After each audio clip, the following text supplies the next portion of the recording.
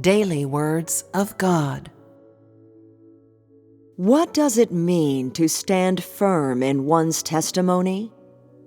Some people say they just follow, as they do now, and do not concern themselves with whether they are capable of gaining life.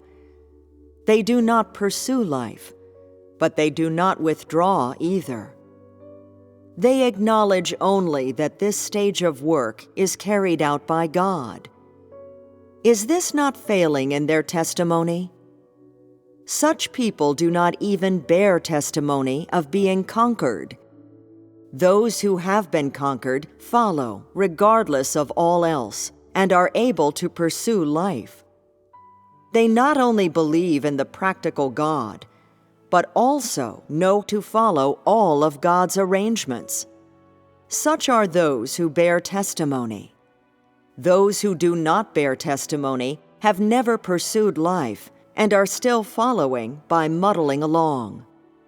You may follow, but this does not mean you have been conquered, for you have no understanding of God's work today. Certain conditions must be met in order to be conquered.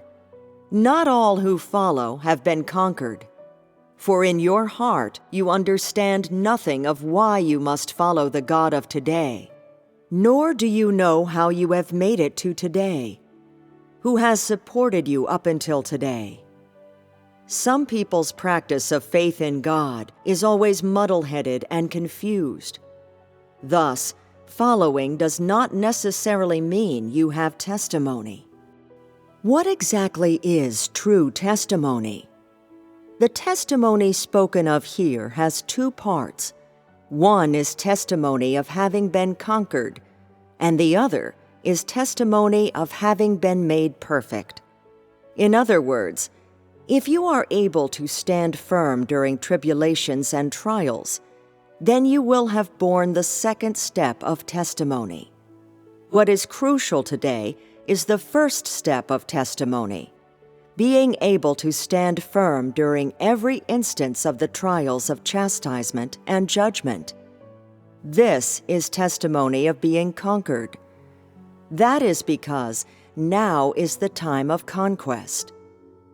Whether or not you are capable of bearing testimony of being conquered not only depends on whether you are able to follow to the very end, but, more importantly, on whether, as you experience each step of God's work, you are capable of the true understanding of God's chastisement and judgment, and on whether you truly perceive all of this work.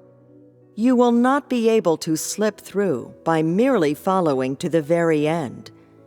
You must be able to willingly surrender during every instance of chastisement and judgment, must be capable of truly understanding each step of work you experience, and must be able to attain knowledge of and obedience to God's disposition.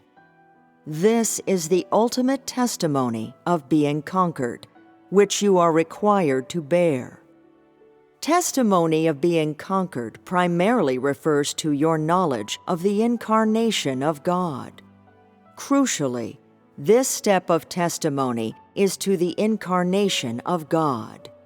It matters not what you do or say before the people of the world, or those who wield power.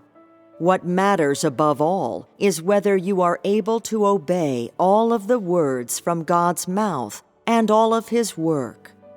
Therefore, this step of testimony is directed at Satan and all enemies of God, the demons and hostiles who do not believe that God will become flesh a second time and come to do even greater work, and furthermore, do not believe in the fact of God's return to the flesh.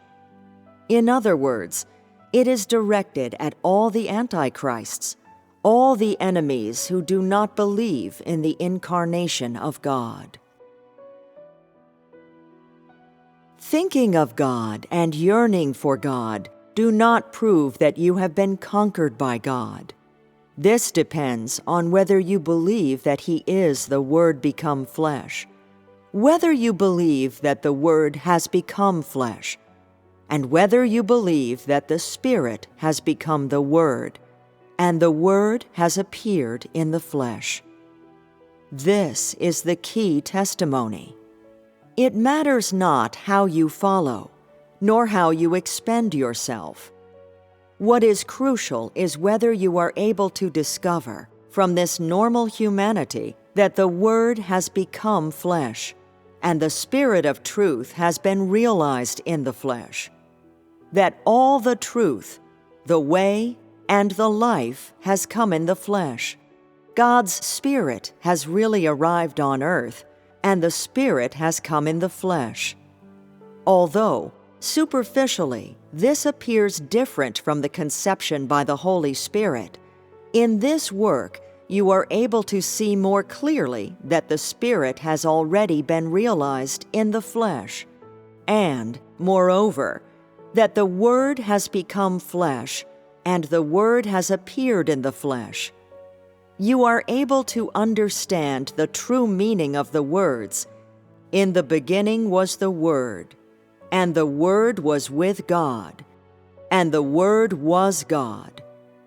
Moreover, you must understand that the Word of today is God, and behold, the Word becomes flesh. This is the best testimony you can bear. This proves that you possess true knowledge of God become flesh. You are not only able to know Him, but are also aware that the way you walk today is the way of life and the way of truth. The stage of work which Jesus performed only fulfilled the substance of, "The Word was with God." The truth of God was with God, and the Spirit of God was with the flesh and was inseparable from that flesh.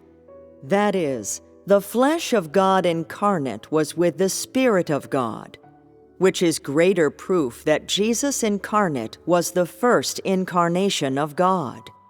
This stage of work precisely fulfills the inner meaning of "the Word becomes flesh," lent deeper meaning to "the Word was with God," and "the Word was God," and allows you to firmly believe the words, "In the beginning was the Word," which is to say, at the time of creation, God was possessed of words. His words were with Him and inseparable from Him, and in the final age, He makes even clearer the power and authority of His words, and allows man to see all of His ways, to hear all of His words. Such is the work of the final age. You must come to understand these things through and through. It is not a question of knowing the flesh, but of how you understand the flesh and the Word. This is the testimony that you must bear, that which everyone must know. Because this is the work of the second incarnation, and the last time that God becomes flesh, it fully completes the significance of the incarnation, thoroughly carries out and issues forth all of God's work in the flesh, and brings to an end the era of God's being in the flesh. Thus, you must know the meaning of the incarnation. It matters not how much you run around, or how well you carry out other external matters. What matters is whether you are able to truly submit before God incarnate and devote your entire being to God, and obey all of the words that come from His mouth. This is what you should do, and what you should abide by. The last step of testimony is testimony of whether or not you are able to be made perfect, which is to say, having understood all of the words spoken from the mouth of God incarnate, you come to possess knowledge of God and become certain about Him. You live out all the words from God's mouth and achieve the conditions God asks of you. The style of Peter and faith of Job, such that you can obey unto death. Give yourself over entirely to Him, and ultimately achieve an image of a person that is up to standard, which means the image of someone who has been conquered and made perfect after experiencing God's judgment and chastisement. This is the ultimate testimony. It is the testimony that ought to be borne by one who is ultimately made perfect. These are the two steps of testimony you should bear, and they are interrelated, each indispensable. But there is one thing you must know.